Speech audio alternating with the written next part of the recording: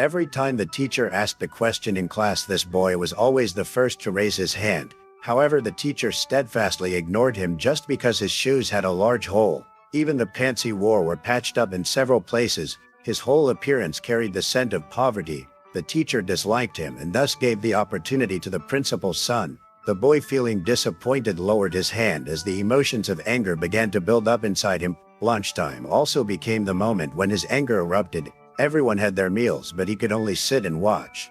What are you looking at? You can't even afford a piece of bread. In others' eyes, a piece of bread was incredibly cheap, but for Foreman's family of 5, it was equivalent to a whole day's meal. The long-term hunger made him extremely uncomfortable. Now, on top of that, he was being humiliated and mocked by his classmates. The laughter around him was like a fuse that suddenly ignited the fire in Foreman's heart. He aggressively lunged at the friend who had insulted him and then swung a punch that knocked the other person to the ground. Foreman used words to vent all the long repressed feelings inside him. He was afraid of being punished by the school and worried that he would continue to be mocked by his classmates, so he decisively chose to avoid them. After dropping out of school, Foreman wandered around for several years. What surprised people was that a wanderer without a proper job later became an influential figure, famous worldwide. Remarkably, this is a completely true story. At that time, Foreman was still trying to figure out how to eat without working. He and a friend observed all day and eventually found an easy target. After a silent agreement through their eyes, they decided to act against a drunkard. They followed him, and when they reached an alley, Foreman acted first, pushing the drunkard to the ground. In the quiet, empty alley, they pinned the drunkard down and skillfully extracted his wallet. What caught them by surprise was the police badge inside, which made their eyes widen. It turned out that the drunk man was actually a policeman. Both were so frightened that they ran for their lives. Unexpectedly, they noticed other police officers running towards them. It was clearly a meticulously designed trap. With the police in pursuit, Foreman and his friend split up to run in different directions. The police had to choose one to chase, making Foreman the lucky one. In a moment of desperation, he ducked into a house. The police car stopped not far away, and they even brought a police dog with them. It seemed they were well prepared. Seeing that he was about to be found out, Foreman cleverly grabbed a pile of feces and smeared it on himself. The police dog continued to sniff around undeterred, appearing not to be fooled. To be extra safe, Foreman decided to submerge himself entirely in the dung pit, wanting to mask his scent completely. His nerves were stretched like a tight string, his heart pounding as if a herd of wild horses was racing through. Even breathing felt like a burden. Fortunately, a few seconds later, his tactic proved effective. Foreman managed to escape a dire situation. Covered in a foul odor, Foreman resembled the very picture of his squalid life during those rough years. On his way home, he looked through a window and witnessed something that completely changed his life. On the TV screen, an advertisement for Job Corps was playing. The program offered not only job training skills but also good employment opportunities, with the added benefit of earning wages during internships. This stirred something within Foreman, and he immediately told his mother about his decision to join Job Corps. Though she worried her son might get into trouble, the thought of him wanting to embark on a righteous path encouraged her to support him. While you're there, work hard, don't run away at the first sign of trouble, and don't get into fights with others, she advised. And so Foreman bid farewell to his family. Like many others pursuing their dreams, he began his journey as a laborer. Later, when Foreman moved into the dormitory, he almost got into an altercation with his roommate over bed space. Once he calmed down, he opened his luggage to find his mother's note of advice and a brand new pair of shoes. His mother hoped he wouldn't return to his old ways and would say goodbye to his troubled past. With this motivation, Foreman worked hard at fastening screws. Having never been taught before, he was quite clumsy, which led to his coworkers mocking him. Remembering his mother's words, he responded only with a glance. Until one day he could no longer control his emotions and almost caused a big incident. When he returned to the dorm, Foreman discovered that the new shoes his mother had bought for him were missing. This made him anxious and worried. His roommate comforted him, saying, "Calm down, let's have a meal," and then reported to the office. Unexpectedly, while they were eating, Foreman noticed a pair of shoes on someone's feet that looked exactly like the ones he had lost. He stared intently at that person, who, feeling guilty, ran away. Foreman immediately gave chase. After a tense pursuit, the thief ran into the dormitory building and hid in a dorm room. With just one punch, Foreman broke the door open. At the critical moment, the Job Corps superintendent appeared just in time. Foreman's reckless behavior left the superintendent both shocked and angry, and he even considered expelling Foreman. "You just damaged federal property. I only have two options. Either send you to jail or send you home. He stole my shoes." "Those are the shoes my mother worked so hard to buy for me," Foreman protested. The superintendent instructed Foreman to get in the car as he intended to take him to the train station. Foreman desperately pleaded, saying that this was the place where he could change his fate. He was willing to do anything to stay. Seeing Foreman on the verge of tears, the superintendent's heart softened. So he drove back to the job corps. Suddenly the superintendent realized that Foreman might be a rare talent. After all, being able to break a door with a single punch was not something an average person could do. Therefore, he took Foreman to the training gym and wanted him to try boxing. Seeing the small and weak opponent in front of him, Foreman looked on with disdain. He thought back to his street fights where he could easily take down 3 smaller opponents on his own. But in the real ring, Foreman found himself at a disadvantage. No matter how he attacked, his opponent easily dodged him because Foreman's footwork was slower and he wasn't as agile. He felt like a large, clumsy elephant getting spun around by his opponent, who finally knocked him to the ground with ease. The mocking laughter around him reminded Foreman of his childhood. He mumbled curses as he stepped off the ring, venting all his anger on the punching bag. That single punch silenced everyone around and convinced the superintendent that he had not misjudged Foreman. The superintendent then encouraged Foreman to learn boxing. "You made me a laughingstock," Foreman complained. "Why do you care what they think? Even last month Rose was just as weak as you. I taught him and I can teach you too," the superintendent replied.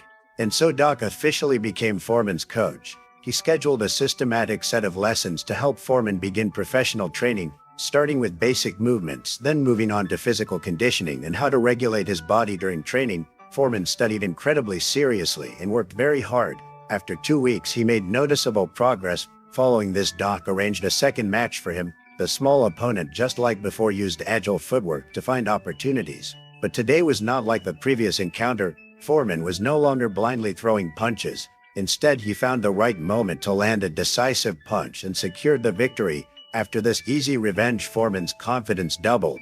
He approached Doc with a magazine in hand, stating that he wanted to participate in the Olympics next year and become a world champion just like Joe Frazier. Doc couldn't help but laugh aloud at this. Although the 18-year-old had found his dream, he had only been boxing for less than a month, making it impossible for him to compete in the Olympics the following year. He would need to train diligently and participate in many competitions to accumulate experience, possibly making the Olympic team in 5 years. But Foreman was impatient and couldn't wait. 5 years later, I'll be an old man by then. Listen to me, Foreman. You have a punch like I'd never seen before. But no matter how hard you train, you can't compete in the Olympics next year, Doc explained. To quickly escape his impoverished circumstances, Foreman put in twice the effort of an average person. Just 1 year later, he miraculously qualified for the Olympic Games in Mexico. He even advanced to the dazzling final stage. His opponent was none other than the legendary Russian boxer Jonas Cepeda, who had an illustrious career with 203 wins and extensive fighting experience. In every aspect, Cepeda seemed miles ahead of Foreman.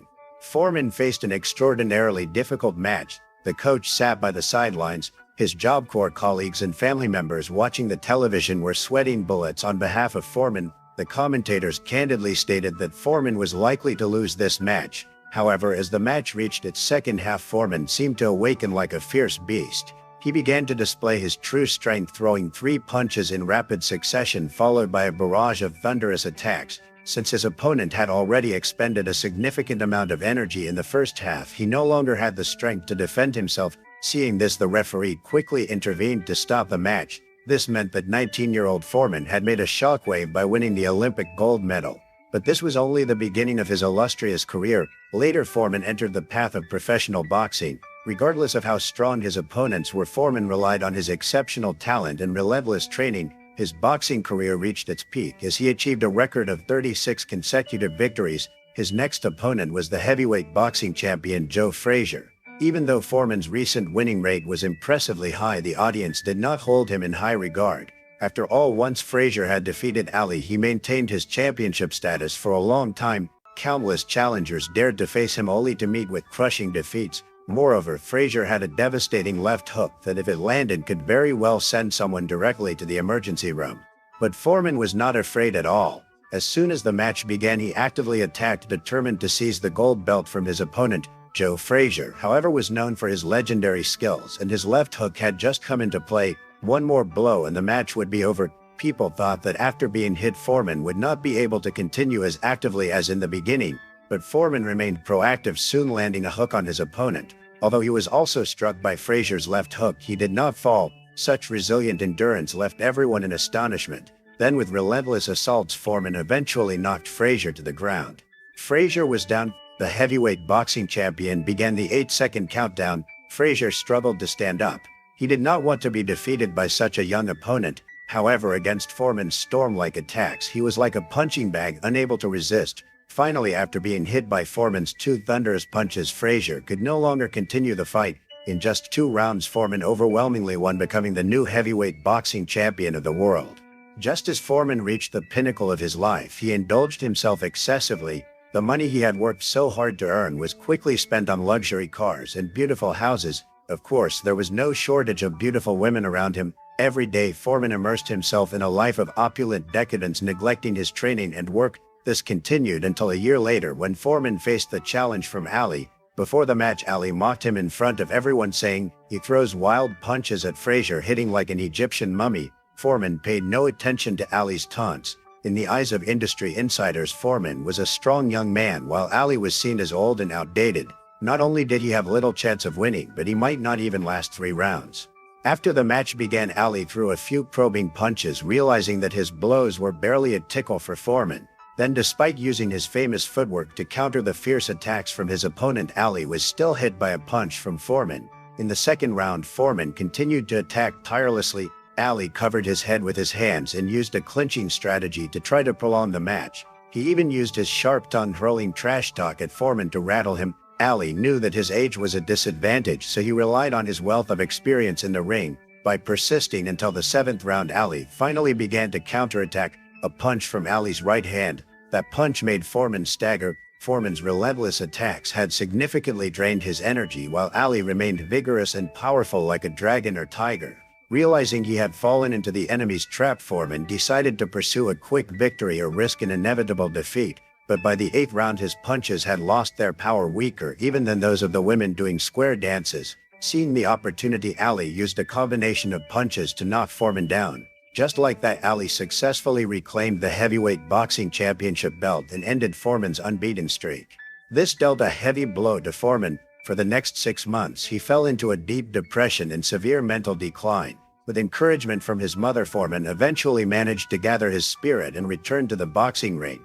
However, he suffered a crushing defeat against an unknown opponent. This loss completely destroyed his confidence. He felt that he could no longer continue fighting. Afterward, Foreman disbanded his entire team and entrusted all his remaining assets to his roommate at Job Corps for management. In this way, he believed he would no longer have any worries for the rest of his life. Doc did not want Foreman to retire from boxing like this because he believed Foreman had the potential to create an era of his own. But Foreman had made up his mind. I won't box anymore. You're a boxer, I'm not a boxer, and I won't be one in the future. In this way, Foreman became a pastor seeking solace for his soul in the quiet church. Time flew by and 7 years passed in the blink of an eye. The once young and strong man had now become a middle-aged gentleman. He no longer pursued superficial fame and glory, instead cherishing the peace within his heart. However, fate once again pushed him to the brink. His roommate had invested all his assets in risky stocks and even took a huge loan in his name. Foreman not only lost everything but also shouldered a crushing debt. In the end, Foreman chose to forgive his friend. To repay his debts, he had no choice but to use his previous fame to sell items with his name on them, even participating in TV sales. However, this money was a drop in the bucket compared to his enormous debt. Ultimately, Foreman had no other option but to return to his old profession. He went back to the dusty gym, unearthed his old gear, and began training alone. At the age of 40 and weighing 150 kilograms, these were the greatest challenges for Foreman. To return to his former glory, he sought out his old coach. When you quit boxing, it almost broke my heart, the coach said. You were someone I helped shape. I can do it again. Therefore, Foreman resolved to lose weight. Every day he would run 10 kilometers and then pull a cart for an additional 2 kilometers. He even carried a 150-kilogram bull on his back, struggling to walk. After a few months of self-discipline, he significantly reduced his weight. Then, under the guidance of his coach, he began training for professional boxing once again. A year later, Foreman returned for his first comeback match. Having left boxing for 10 years, he became the focal point of the entire arena. As the match commenced, Foreman did not rush to attack.